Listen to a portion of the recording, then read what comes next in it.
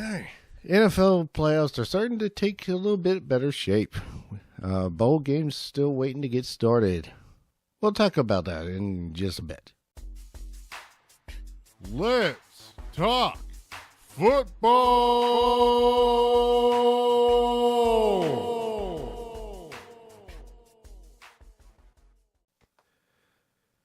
All right, welcome to this episode of Let's Talk Football. I'm your host, John Behrens. I'm Joshua Perkins.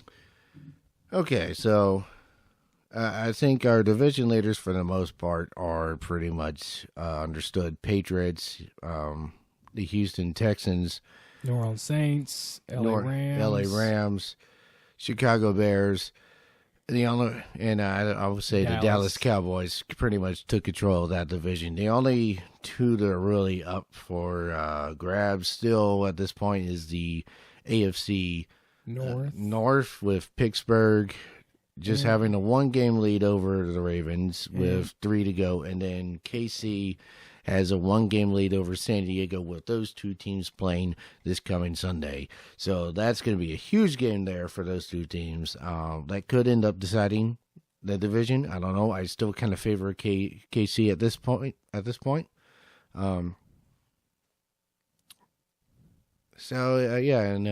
Wild card, I would have to say the Seahawks are taking strong control of that one.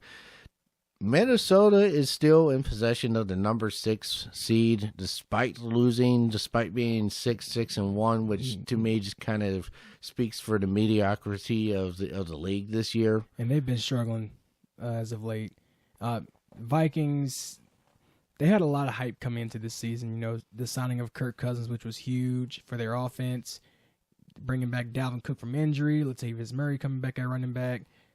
Stephon Diggs, Adam Thielen. Then on defense, you maintain Everson Griffin.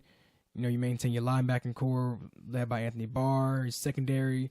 You know, the Vikings look like they were just adding another piece to their deadly arsenal from last season, but it just turned out to be a complete flop this season.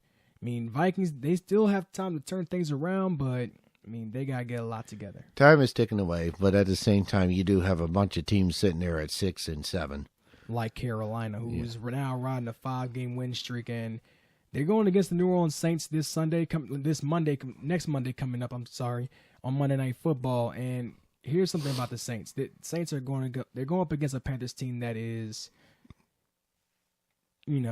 desperate for a win. They're desperate for a win, and they're trying to. Right now Carolina's backs are against the wall, and I can see Carolina coming out. It's a home game for Carolina, and I just see them coming out. Full head of steam. Their only kryptonite is if the Panthers can't keep their emotions in check. That's where Carolina can really have their downfall, because the emotions are going to be running high. It's going to be a packed house out there in Charlotte. So the Saints got to go out. They got to be careful. You also have the Philadelphia Eagles and the Washington Redskins that are both at 6 and 7. Right now, the Redskins, a lot of promise, but ever since losing Alex Smith, right now they're down to their 4th quarterback. Alex Smith hurt. Colt McCoy hurt. Mark Sanchez hurt. Well, he got hurt, but I mean, they're going to put Josh Johnson in because. Yeah, it was like, and when I saw that, it was just like, okay, so this is where Washington is now, starting Josh Johnson. Who hasn't thrown a pass since when? 2011, maybe? Yeah, I mean, at best. And I read. Sorry. I read that he prepared by playing Madden. That's weird. See, growing up playing football, you have a lot of these kids who say they good and everything, but the coach will tell them, look, this is not like the video games. This is not Madden. This is real life. So, I mean, I really can't see how he prepared playing Madden. I mean, honestly, here, in my opinion, Washington knows their quarterbacks are going down, and you rather get a guy who has not thrown a pass since 2011 than getting a guy like Colin Kaepernick, who's probably been physically preparing himself to receive a call. I mean, I'm not going to be a conspiracy theorist, but honestly, I mean, you have a guy who hasn't played ball since 2015, 2016, 2015. Yeah, a guy who I feel, in my opinion, I mean, I don't know how y'all feel, but in my opinion, a guy who I think can still play, and no one wants to give him a shot. Right. You talking about Kaepernick? Yes. I mean, I feel he can still play. I feel if you give him an opportunity, he can still play. But that's just my opinion. I mean, everybody has their own opinion, so. You gotta excuse the dog. Yes. So, are we going with Minnesota still at this point, or is there too much of a backslide there? Because it's too much of a backslide. I don't see Minnesota finish the season out strong. I mean, you got Carolina in the midst. You got Washington in the midst. I mean, Philadelphia, and even Green Bay is still in it. And then, I mean, hell, let's just, for the sake of entertainment, Detroit and New York Giants. New York, I gotta say, Coach Shermer has, he's really bringing a winning culture to that New York Giants team. We're talking about a Giants team who started the season off struggling, and we thought, second year in a row, they're going to be struggling. But I mean, the Giants, they've really put it together behind Eli Manning, Saquon Barkley, and Odell Beckham. Right. Okay, so the AFC, that has a little bit of a stronger playoff picture. Pittsburgh just lost to Oakland. Probably the worst team in the AFC. Bengals still sliding. So now the Browns have won 4 more games this year than in all of the in 2 seasons. The past 2 seasons. With a win over Carolina, they're now 5-7-1. And a few big wins. A win over Carolina, a win over Atlanta as well. So I mean, this team led by Baker Mayfield. I mean, is it time to start considering Greg Williams to be full-time head coach the way these guys have been playing the past few weeks? Possibly. Yeah, I've actually asked the question myself. I mean, they had a major meltdown against the Houston Texans, but I mean, Houston, that's one of the hottest teams in the AFC, who just lost to Indianapolis. But you got to look at this Cleveland Browns team.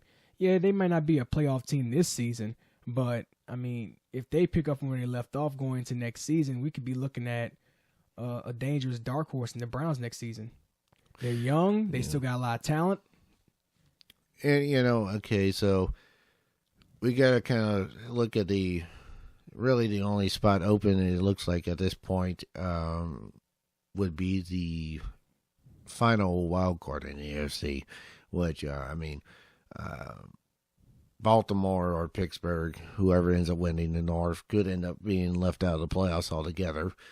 Because the Colts are playing pretty strong right now. They are. I mean, you were looking at a team that started off the season 1-5, and they've won their past 6 out of 7.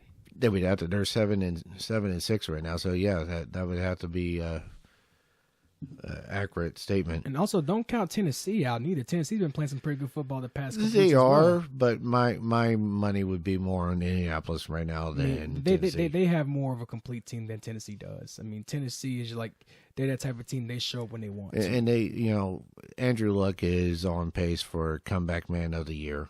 Oh, most definitely. I mean, after sitting out all of last season. And coming back playing the way he is right now. And Luck is, better than Marcus Mariota, who is still trying. It looks like he's still trying to find his way in the NFL, which he's not terrible. He doesn't have much of a supporting cast around him. I mean, I feel that behind Mike Vrabel, this is his first season with the Tennessee Titans. I mean, honestly, I still believe that the Titans shouldn't have fired Coach. It was Coach Malarkey, I believe, right? Yeah, it was Malarkey. And I mean, you look at with Coach Malarkey. I mean, last season he led the Titans to the playoffs, and he was able to go into Kansas City and get a win in the wild card round before meeting New England and losing. But honestly, I feel that Coach Malarkey shouldn't have even gotten fired in the first place. But I mean, that's the past. And we're talking about the present now. With Coach Vrabel, he's done a great job with these Titans. Titans, they've had an up and down season. There were games where they really showed up and they really stepped up to the plate, and then there were games where they just completely just wet the bed. Like their game against Baltimore when they gave up over 10 sacks and they put up a goose egg on the scoreboard. So with this Titans team, they're still trying to find that consistency, but they are a very talented team. You sure it wasn't 11 sacks? I said over 10 sacks. Oh, okay. I thought you said 10 sacks, but okay. I was like, wait a minute. I think you're missing one there. which that was a franchise record for the Baltimore Ravens in the game. Yeah, that was pretty bad. And a franchise record for most sacks given up in the game for Tennessee. But I digress. So what do you think? You want to talk about teams still in the playoff hunt. What do you think about the Dolphins, man? Well, Dolphins made a strong case this past Sunday. Did they? I mean, that was a miraculous play on top of a miraculous play. Pretty much. It came down to Gronkowski defending. So basically, I mean, of course, last play of the game, no more timeouts. Of course, you know, an offense is going to go for probably a Hail Mary, or they're going to go for a lateral. And then you have your defense running 3 deep. They're running a prevent defense, which is the only defense you should pretty much run just to, you know, keep them out the end zone. They have no more timeouts. But it was with Miami, the way the play went, it looked as if the play was meant to happen. Here's why I say this. Because when the ball got into Kenyon Drake's hand, need I remind you, Kenyon Drake is one of the fastest guys I've seen. He has amazing breakaway speed.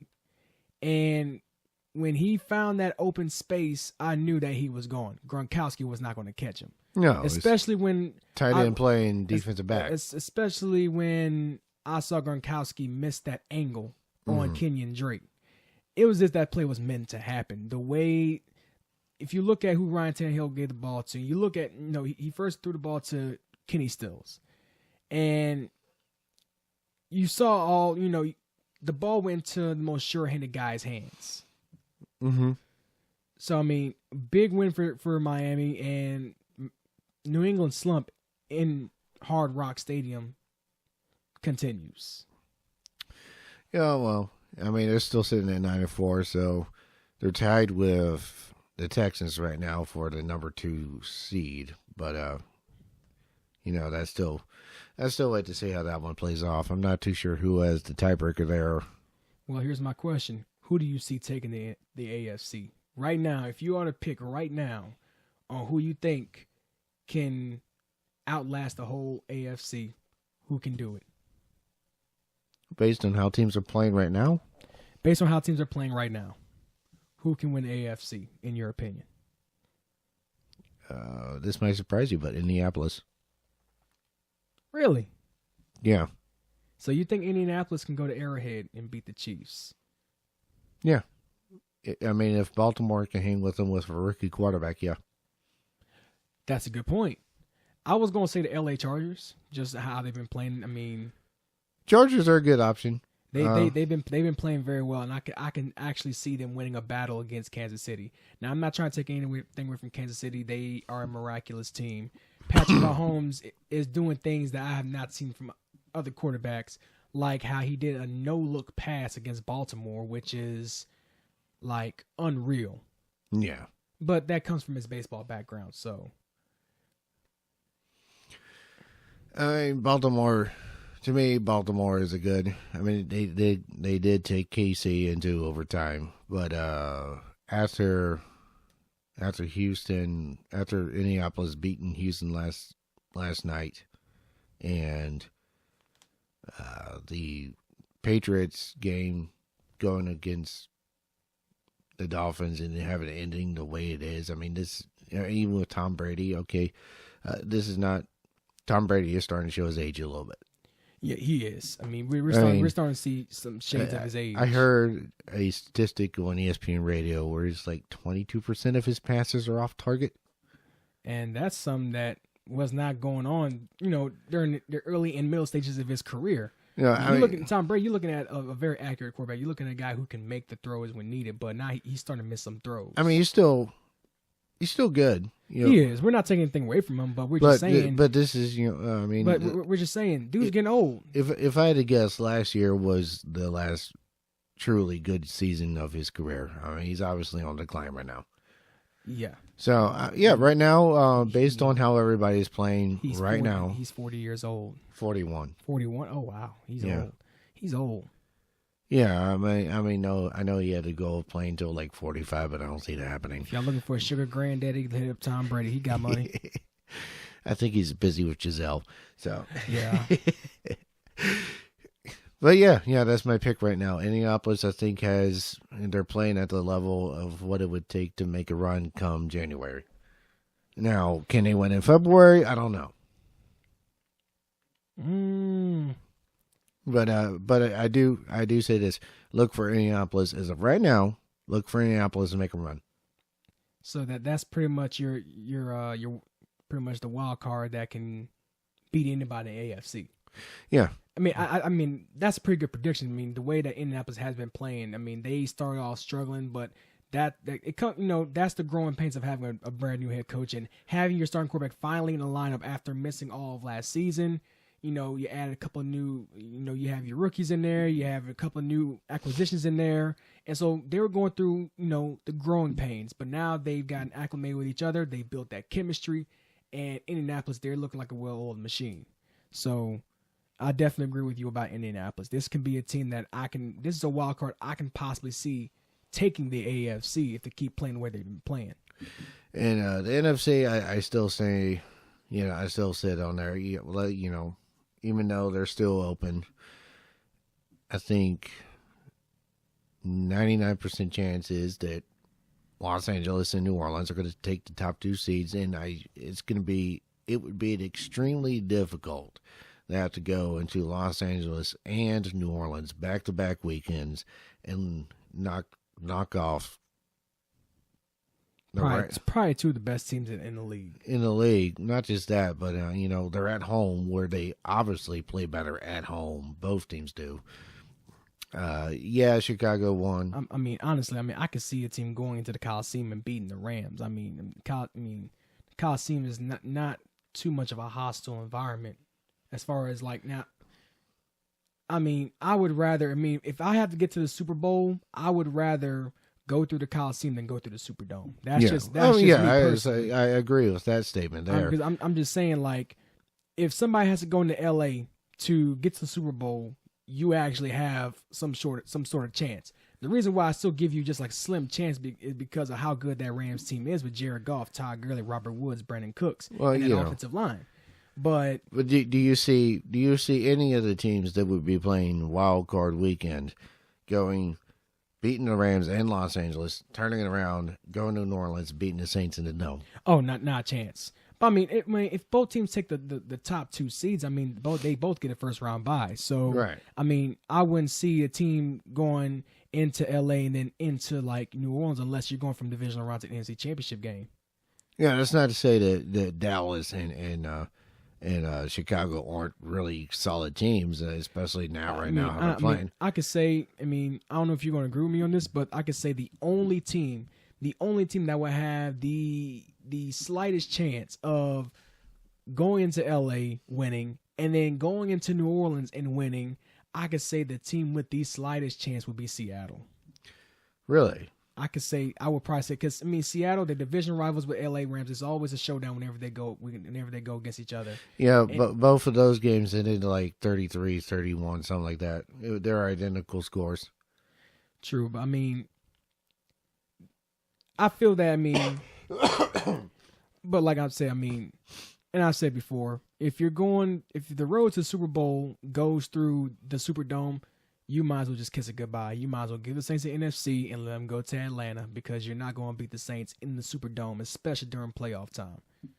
Yeah, it's like I just don't see it happening. I think Rams or the Saints will represent NFC, and right now my pick out of the AFC is Indianapolis.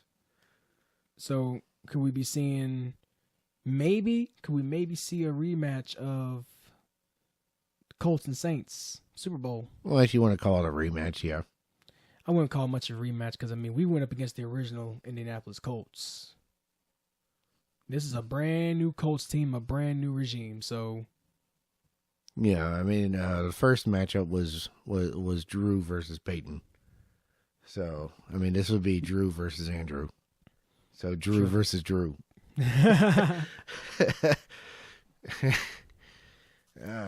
Now, I know one place I wouldn't want to go to in order to get to Atlanta. I wouldn't want to make a stop at Chicago in Soldier Field. No. That is one of the last places you want to make a stop at on your road to Atlanta. No, and that's why if Chicago had home field, Yeah, I would go. I would say Chicago goes 100% Chicago. I mean, I've always been a Saints fan, but I honestly wouldn't give the Saints a chance in Soldier Field. No, I would not give the Saints a chance in Soldier Field, and I would not give the Rams a chance. Of course, you saw Sunday night. I mean, you saw what the Bears are capable of at Soldier Field. You think it's cold now? Wait till January. Oh, it gets close to below zero. I wouldn't get that far, but I would say probably get below 20. Yeah, like below 20 degrees. Yeah, and you have a high possibility of snow. So honestly, if you're like one of the lower wild card teams and you're trying to get your seed up, you might want to go ahead and start doing that now if it's not too late, because these Bears are going to probably have a home game in the playoffs. Yeah, I think it depends on who ends, where the seeding ends up. Well, here's how it goes in the wild card round. The lowest seed that wins in the wild card goes up against the number 1 seed. The highest seed that wins goes up against the number 2 seed. And so we might be seeing, so say if the way the seeding is right now, say if the Saints are 1, Rams are 2. Bears, we probably could be seeing a rematch of Chicago versus LA, but it's going to be in LA. I think it's good. Honestly, I think we're going to see 2 rematches in the divisional round. I think it's going to be Dallas, New Orleans, and I think it's going to be Chicago, Los Angeles. Oh, I would love for Dallas to come to the Superdome. Please come to the Dome. So, I mean, yeah, I just think I don't care who wins the wild card. The only team that I could see, the only possible team I could see making any run as a wild card in NFC would be Seattle. Yeah, I mean, Seattle, that's another team I could see making a run. Because the team that wins the second wild card is going to be backing into the playoffs, and they're going to be basically the best of the worst. True. That's so. And it's not like a team that's getting hot at the right time, like Baltimore in 2012. Either of the Giants Super Bowl winning teams. But see, with the playoffs, it's a totally different atmosphere. Like, you can be the hottest team going to the playoffs, and then you lose in the divisional round. I mean, you could ask Dallas. Dallas had home field advantage at 13-3. This was during Dak and Zeke's rookie year. They had a dream season, and then Aaron Rodgers came in after they won their wild card. The Packers came in and knocked off the Cowboys. So just because you're the hottest team going into the playoffs doesn't automatically grant you a spot in the Super Bowl or in the conference championship game, because the playoff atmosphere is a lot different, to where it turns into an anything can happen basis. Kind of like how the NCAA tournament is, you know? Right. But at the same time, you got to look, as much as I don't care for Dallas, I'll be honest there. I'm going to give Dallas credit. Like, I will sit here, because I'm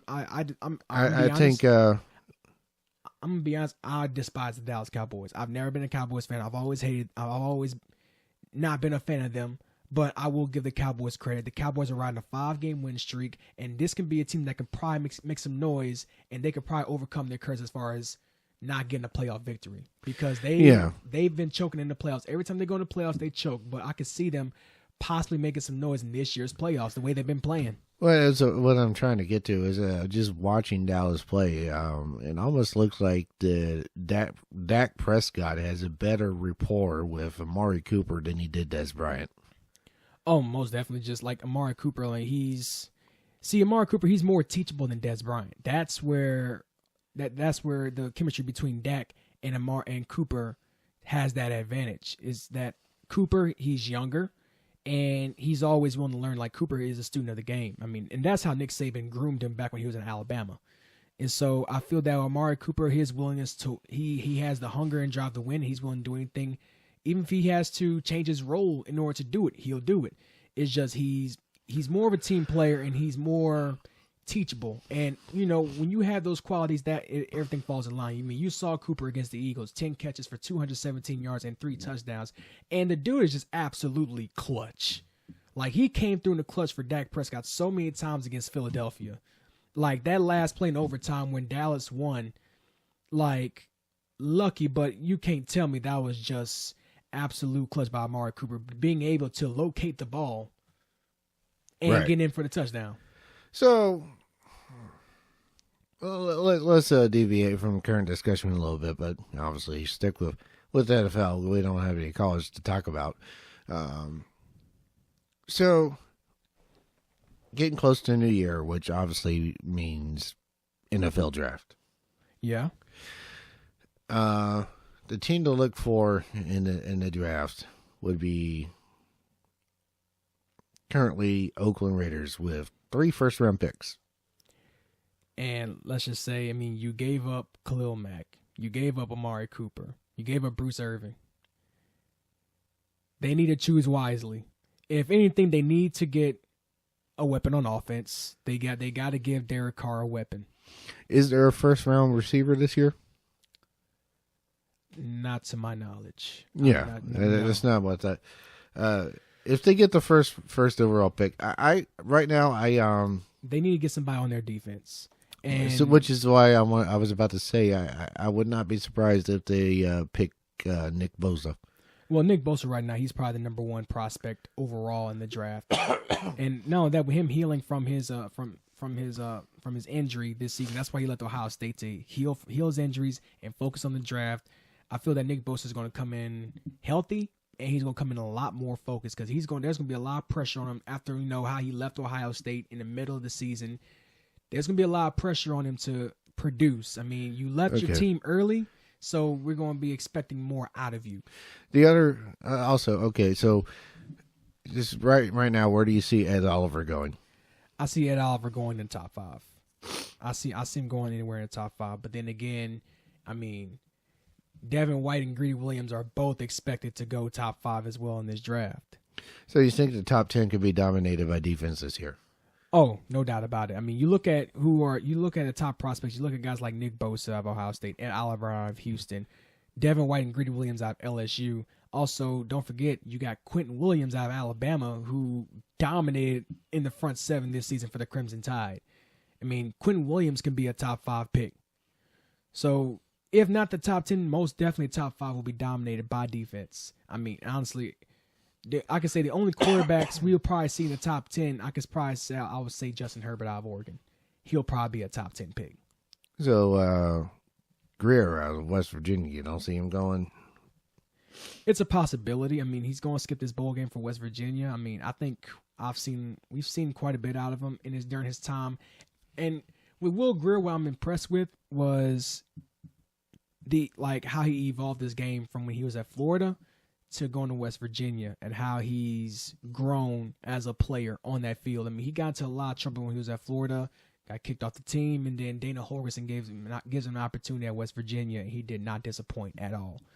I mean, he came into this season as a Heisman candidate, and he lived up to all the hype.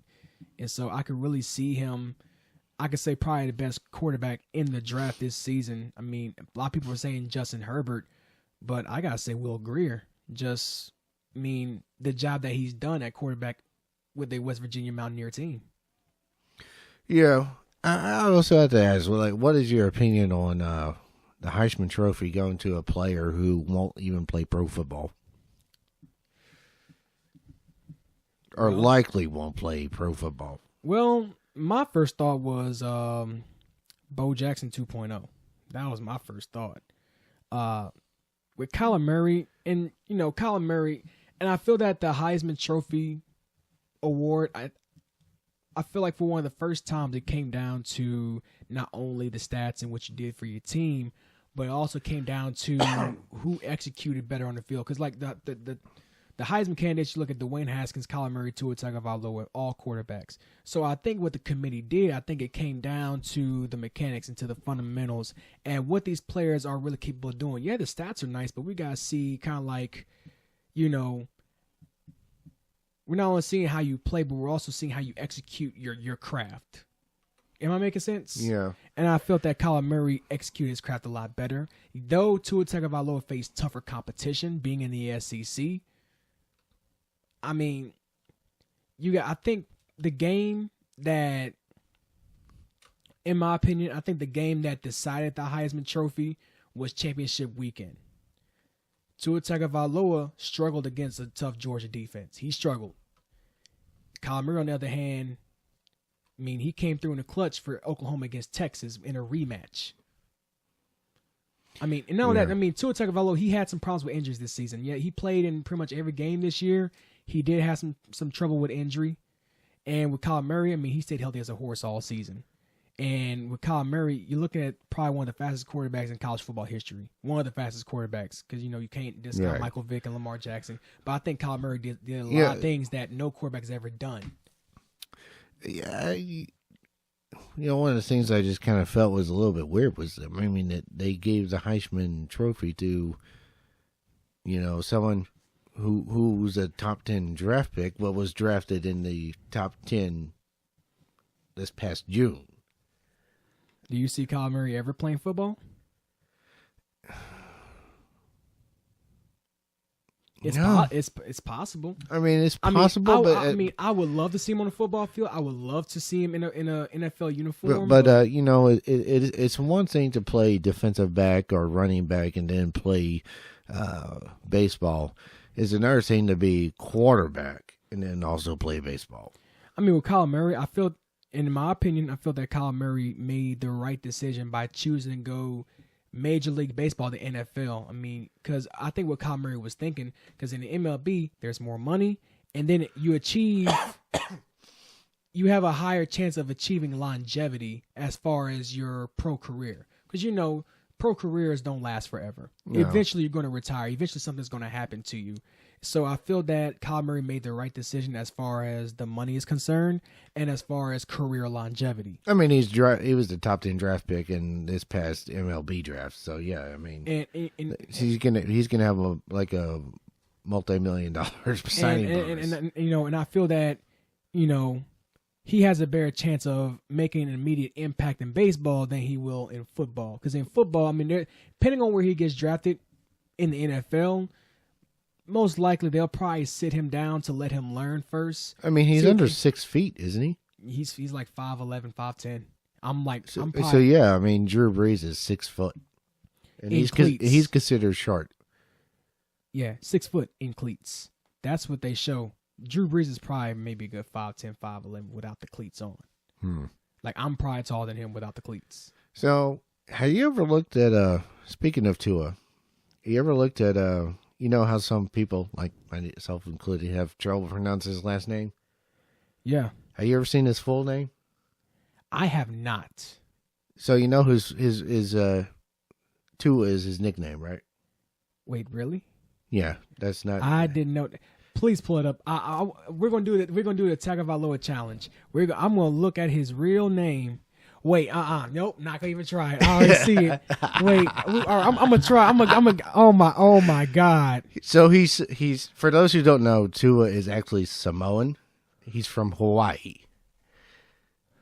Okay, Tua is short for this long, super long name. It's like 17 letters long, something. Oh my God! See, that's why. See, you damn Samoans. Because he is 100% Samoan. Yeah. Yeah. 220. Nope, not trying. Other page, next page. I'm not going to try it. I'm not trying it. So I'll just spell it out for folks who are obviously not looking at the scene. It's TUANIGMANUOLEPOLA.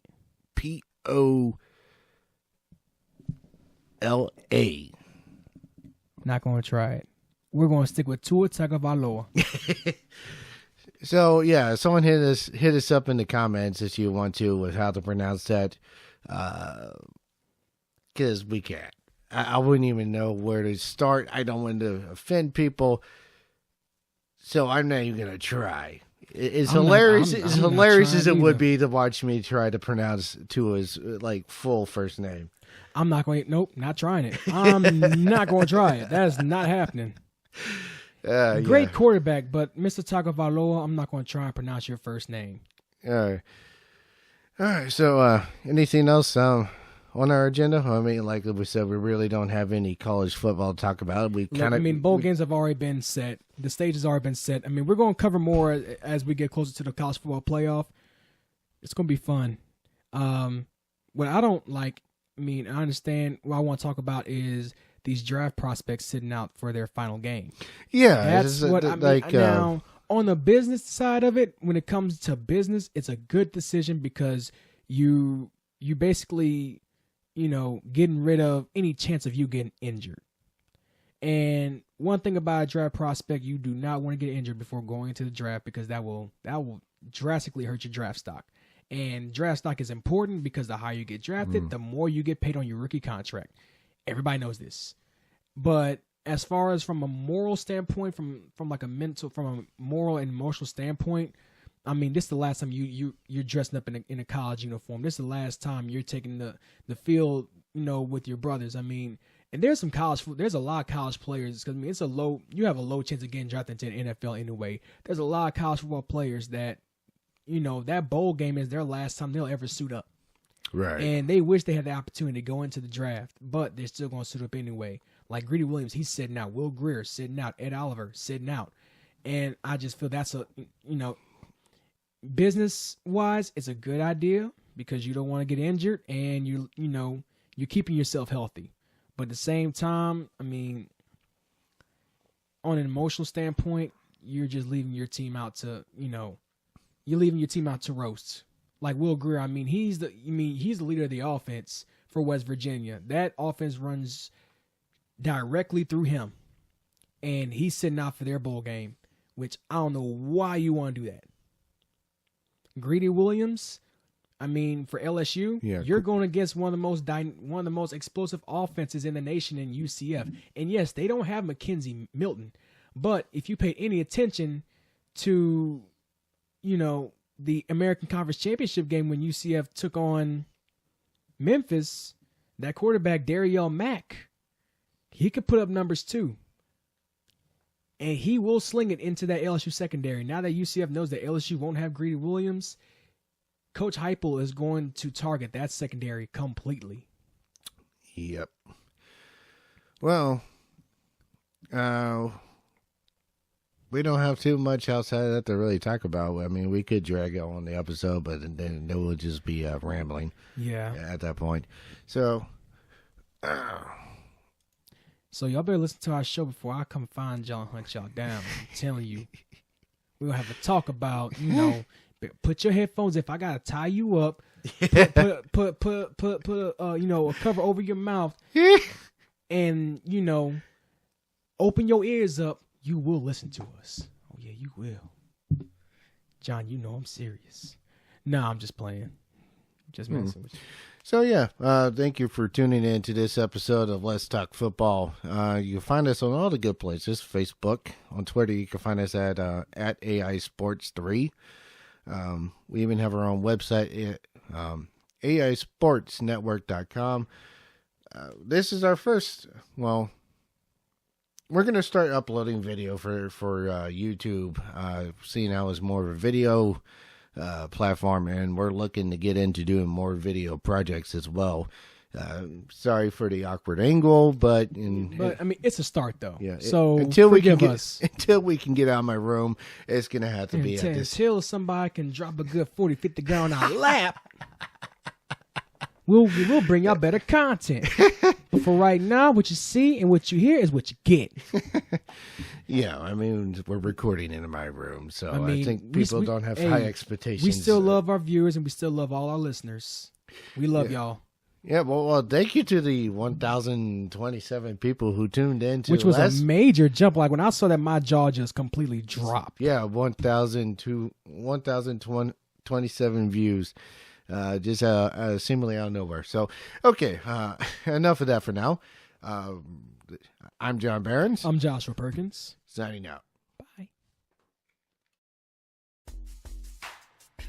Let's talk football.